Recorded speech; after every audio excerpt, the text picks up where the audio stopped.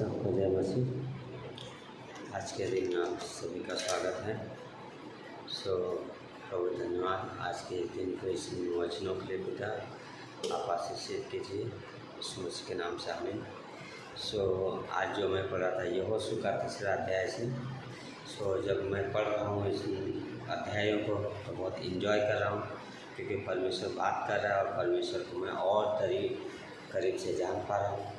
जैसे मैंने कई बार 10 बार 20 बार ज़्यादा मैंने पढ़ा रहेगा इस अध्याय को, लेकिन जैसे जैसे पढ़ रहा हूँ वैसे वैसे परमेश्वर बात कर रहा है।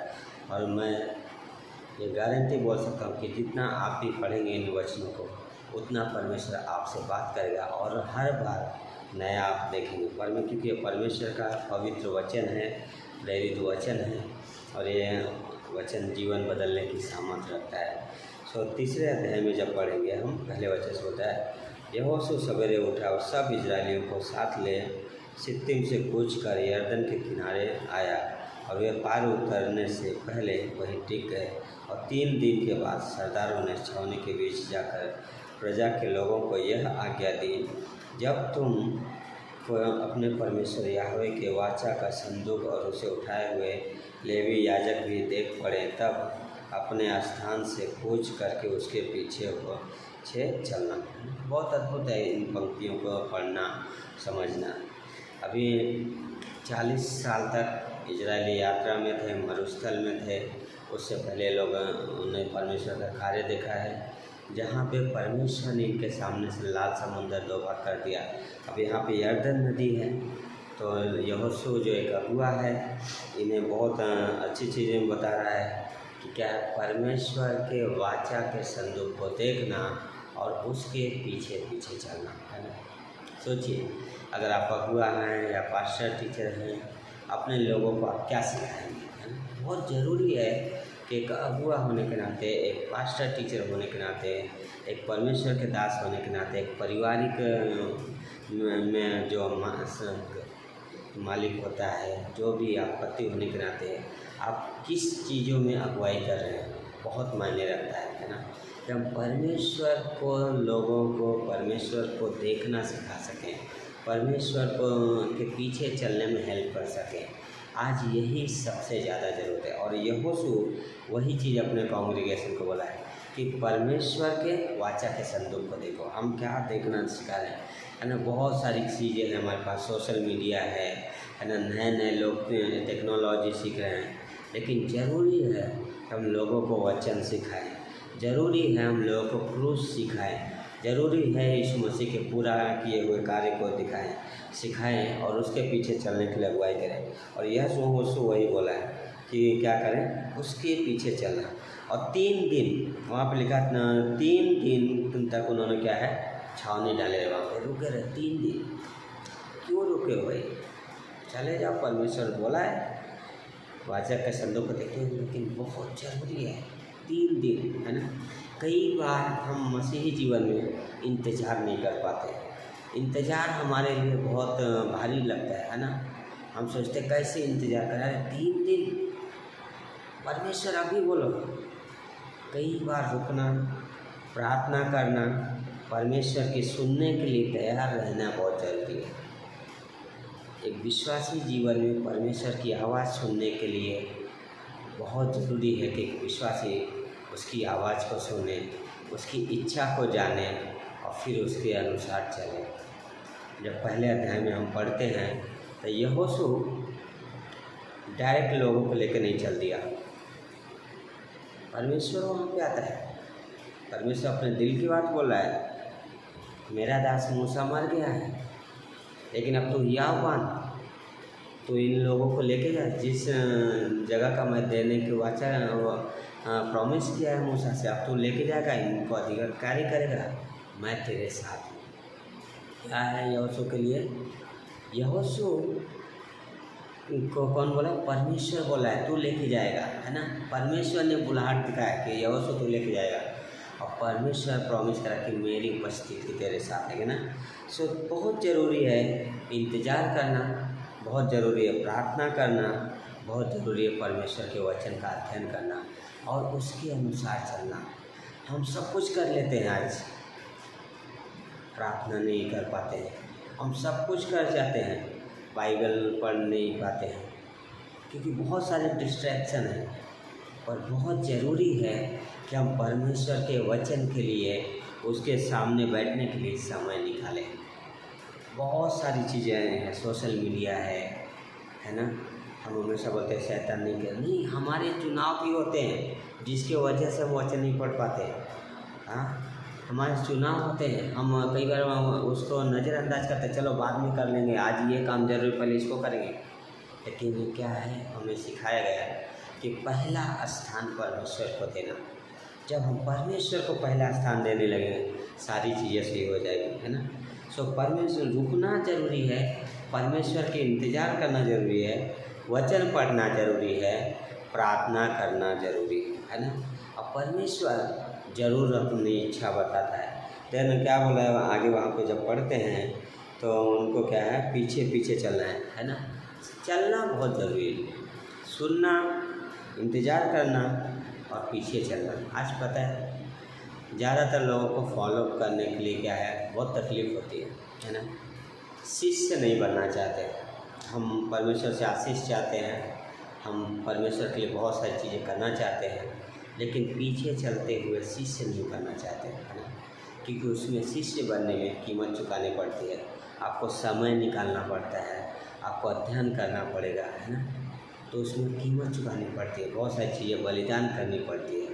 लेकिन पता है, यदि यहाँ पे हम परमेश्वर के लिए बलिदान करें तो परमेश्वर हमारे लिए मुकुट रखा है। सो बहुत ज़रूरी है कि हम क्या है, उसके पीछे चलें। लेकिन एक चीज़ इसमें गौर करने वाली, जब मैं पढ़ रहा था तो यहोशू ने लोगों को एक चीज़ जो बोला, बहुत अच्छा बोला, और ये था वाचा के संदूक को देखते हुए चलना। यहोशू ये नहीं बोला है कि मुझे देखते हुए चलो, यहोशू ये नहीं बोला कालेब को देखते हुए चलो, यहोशू बोला है वाचा के संदूक को देखो। आज यही चीज़ें ज़रूरी है कलीसियाओं में, विश्वासी के जीवन में। हमें परमेश्वर को देखना जरूरी है, परमेश्वर के क्रूस को देखना जरूरी है, और परमेश्वर को देखते हुए चलना जरूरी है ना। हम कई बार चर्चेस में, हर जगह पे बहुत सारी पर्सनालिटीज होते हैं ना, लोग पर्सनालिटी को फॉलो करते हैं, ये पास्टर अच्छा है, ये अच्छा है, उसकी ऐसी पर्सनालिटी। लेकिन जब हम पर्सनालिटी के पीछे जाएंगे हम गिरेंगे, ठोकर खाएंगे। जो भी पर्सनालिटी के पीछे भागेगा और ठोकर जरूर खाएगा। लेकिन जब हम सत्य के पीछे चलेंगे, वचन के अनुसार चलेंगे, हाँ, क्रूस को देखेंगे, यीशु मसीह को देखेंगे, हम ठोकर नहीं खाएंगे, बने रहेंगे। परमेश्वर हमें सामर्थ देगा।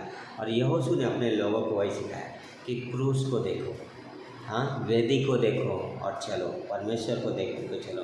और पौलुस भी वही बोलता है, स्वर्गीय स्थानों पे मन लगाओ जहाँ मसीह स्वयं विद्यमान है। हाँ, पौलुस ये नहीं बोला है मुझ पे मन लगाओ, मेरे पीछे देखो। यस, पौलुस बोलता है कि मेरी सी चाल चलो। और पौलुस ये भी मेंशन करता है जैसा मैं मसीह की सी चाल चलता हूँ, है ना। पौलुस बोला मेरी जो चाल है मसीह की सी, मसीह के पीछे, उसको देखो और उसके अनुसार चलो। पौलुस ये नहीं बोला कि मेरा जीवन, है ना, मेरी पर्सनालिटी नहीं बोला है। पौलुस बोला कि मसीह की जो चाल है, जो चाल मैं चल रहा हूँ मसीह में, उसको देखो। और यहोशू वही बोला है, क्या करो, परमेश्वर के वाचा के संदूक को देखो और उसके पीछे पीछे चलो। फिर चौथे में होता है, परंतु उसके और तुम्हारे बीच में 2000 हाथ का लगभग अंतर रहे। तुम संदूक के निकट न जाना ताकि तुम देख सको कि किस मार्ग से तुमको चलना है, क्योंकि अब तक तुम इस मार्ग पर होकर नहीं चले हो। बहुत अद्भुत है। 2000 हाथ का, करीब करीब 1.5 से 2 किलोमीटर का डिस्टेंस रहेगा। सोचिए, लाखों लोग हैं, हर एक को क्या है, वो डिस्टेंस मेंटेन करना जरूरी है ना। हर एक क्लियर देख पाएगा, है ना। नहीं तो कोई हाइट ज़्यादा है, किसी का हाइट कम है, नहीं देख पाएगा। लेकिन क्या बोला, 2000 हाथ का डिस्टेंस है, किसी को तकलीफ नहीं हो, चाहे हाइट ज़्यादा हो चाहे हाइट कम हो, हर कोई उस किसको देख रहे हैं, वाचा के संदूक को। हर कोई परमेश्वर को देखेगा और चल पाएगा, है ना। बहुत अद्भुत है कि डिस्टेंस।